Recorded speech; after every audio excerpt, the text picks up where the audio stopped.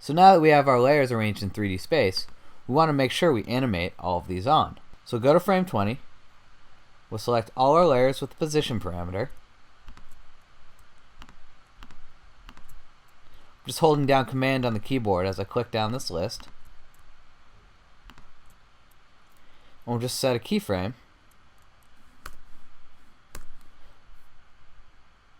Press P to bring up position, and I'll set a keyframe. Now I'll come back to the beginning of our composition, and I'll drag all of these backwards, negative direction in Z space. And if I click and drag while holding Shift, these will move a little bit faster. We'll just drag this back until everything is just past the camera. I'll grab all our keyframes here. I'll easy ease them by pressing F9 or going to Keyframe Assistant, Easy Ease. And now if I press play, just lower the resolution here so it plays a little faster. You can see all our elements move into space. Now to sell this effect a little bit more, I've turned on motion blur here for all of our elements that we have animating. Motion blur is represented by these couple circles here, and not only do you have to turn it on for each individual layer, but you also have to turn it on here for the entire composition.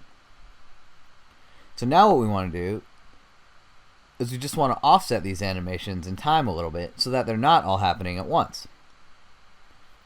So we want to start with our most outer ring, and that's fine. I'll just select the rest of the layers, and I'll move them ahead 2 keyframes by pressing Alt and the right arrow to jump a keyframe in time. So I'll press it once and twice to hop those forward.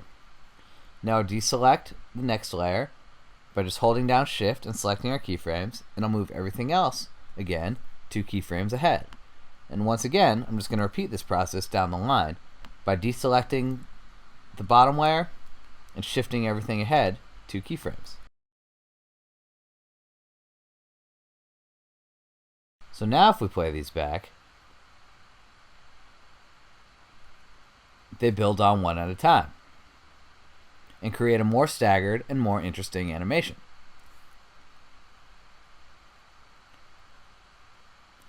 The very last thing we want to do is we want to give our camera that slight rotation. And I found that the easiest way to deal with the camera is to parent it to a null object. This way we don't have to deal with the camera's point of interest.